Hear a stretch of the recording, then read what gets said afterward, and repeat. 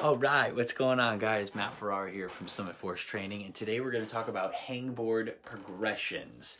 So a lot of us during this time are stuck at home, don't have a commercial climbing gym or a home wall to use, and maybe all you have is a hangboard.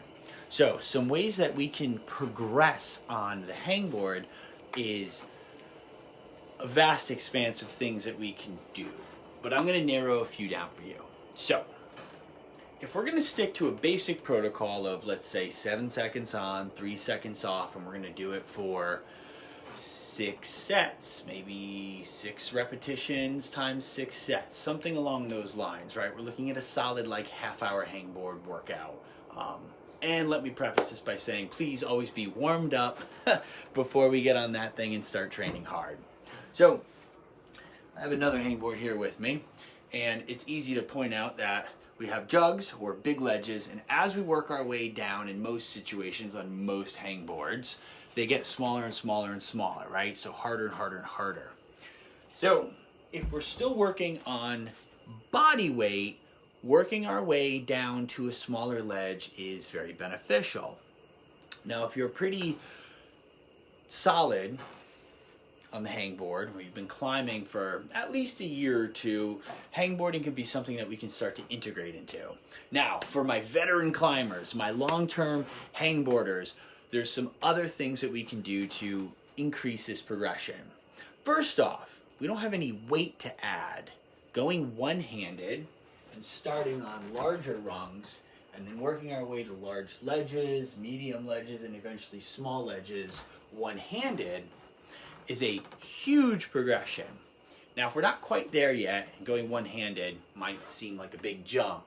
One way we can make this a lot harder or progressive is to add weight to our body.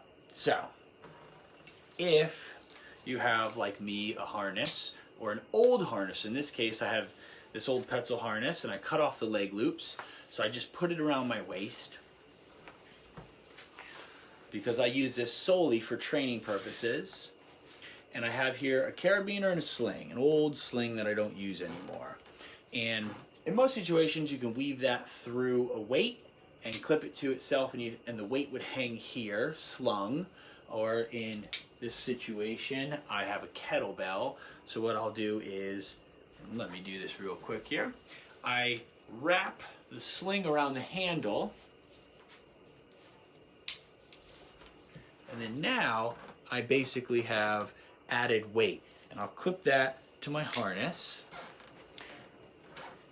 And then as I stand up on my little thing here, you can see it's hanging. And then what I would do is I'd work my way again from jugs to ledges to small ledges, and through weeks of feeling comfortable. Let's say I do a 2-week cycle, 2 to 3 times a week of hangboarding, doing the 7 seconds on, 3 seconds off for 6 repetitions in a row. Take a 3-minute rest, and then do it again for 6 full sets. And that feels good, and it doesn't feel like I'm at that 80, 90, 100% effort. Well, I can keep the weight and move down next week to a smaller ledge, as long as I'm warmed up for that.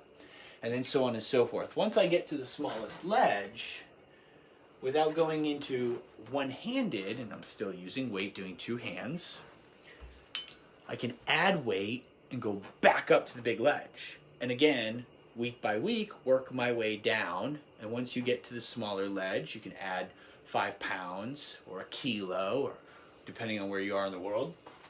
And we'll start right back up at the top. And every time we add weight, we start at the top and we work our way back down. And that's a really good way to progress and develop our tendons for constant progressions. And then when that feels good and you feel like you've gotten, let's say, up to 50% of your body weight, you should really start to take the weight off, go with your body weight, and start that progression all over again and try to do it one-handed.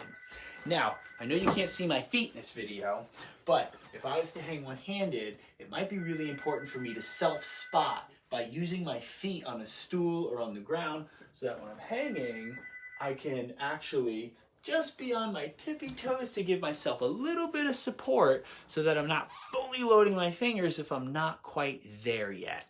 So those are your Fitness Friday tips from me, Matt Ferrara, founder of Summit Force Training. If you guys like this, please like, follow, subscribe, share this video, tag your friends. If you have any questions or want to see anything or have any questions for training tips, let me know in the comments below. I'd be happy to make the video for you. Once again, thank you so much for tuning in. I really appreciate the support, and feel free to mark your calendars, guys. February 8th, I'm doing a Instagram takeover. So if you guys follow me on Instagram, I'm going to be on Climbers Crag, the Climbers Crag, February 8th. I get the whole day, 24 hours. So love you guys. As always, be good to each other, and I'll see you guys out there.